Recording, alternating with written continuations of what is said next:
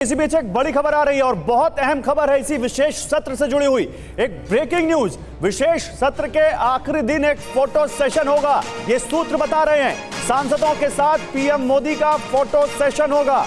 PM Modi और speaker के साथ फोटो सेशन किया जाएगा, लेकिन सामान्य तौर पर आखिरी सत्र के अंतिम दिन ये फोटो सेशन होता है वहां पर वो जो संसद का जो आखिरी सत्र होता है। अब ये विशेष सत्र के अंतिम दिन ये जो फोटो सेशन हो रहा है, क्या इसमें भी कोई यहाँ संकेत छिपा हुआ है?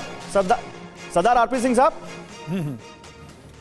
देखिए, अमृतकाल है और जो मेरी जानकारी है, नए सदन में जो नया पार्लियामेंट हाउस है उसमें ये सत्र होने जा रहा है। तो वो मेमोरी रहे लोगों के पास कि उस नए सत्र के पहले कार्यक्रम में हम लोग रहे, वहाँ पर हम इकट्ठे रहे, इसलिए मुझे लगता होगा। इसको आप अन्यथा मत लीजिए। अच्छा, इसको उस परंपरा से ना जोड़ें जो आखिरी सत्र के आखिरी दिन होता है, उससे ना जोड़ें। मुझे लगता है ये क्योंकि अपने आप में नया सदन है, नया पार्लियामेंट हाउस है, उसमें ये जॉइंट सेशन हो रहा है और लोगों की मेमोरी में रहे कि हमने पहला सेशन अटेंड किया। ये एक मेमोरी रखते हैं हर सत्र में, हर पार्लियामेंट से कि जब 5 साल होते हैं तब फोटोग्राफ खींचती हैं।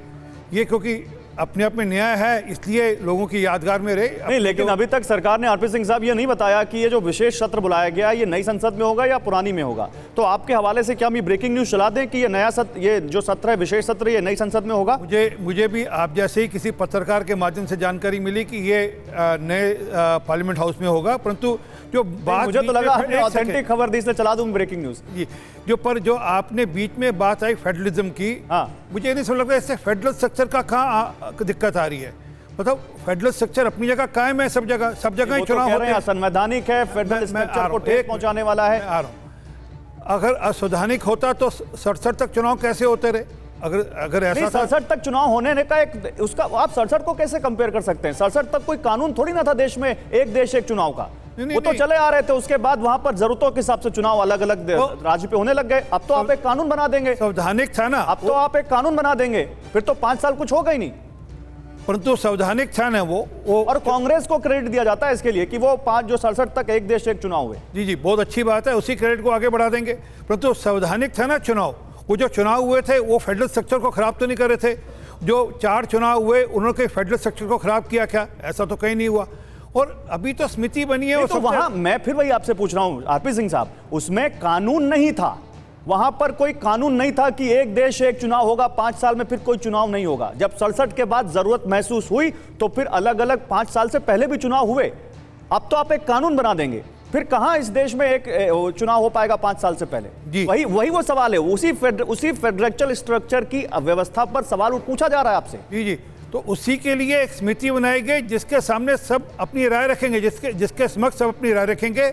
और वो राज्य सरकारें भी होंगी, पॉलिटिकल पार्टीज भी होंगी, कोई विशेषज्ञ भी हो सकते हैं, सब अपनी राय रखेंगे। उस राय के बाद जो एकमत बात बनेगी उसको आगे बढ़ाया जाएगा। अब अगर इसमें भी दिक्कत है कि एक कोई ऐसा इशू जिससे डेमोक्रेसी आगे अच्छी हो सकती है, जो डेमोक्रेटिक हमारा प्रोसेस है और अच्छा हो सकता है, सबल हो सकता है। मतलब तो एक इसका यही है अजय उपाध्याय, फिर तो इसका मतलब एक ही है कि सब कुछ सही चला आ रहा था 67 तक, और आप लोग यानी कांग्रेस अगर राष्ट्रपति शासन लगाना ना शुरू करती, राज्यों की विधानसभाओं को भंग नहीं करना शुरू कर दी, तो अभी तक वही हो रहा होता, एक देश एक चुनाव। आप दोषी हैं जो एक देश एक चुनाव नहीं हो रहा देश में। गौरव जी, दोषी तो कौन है, पूरा देश देख रहा है। सच्चाई तो सबको पता है कि ये शगुफा छोड़ा गया है अडानी के मुद्दों से भटकाने के लिए।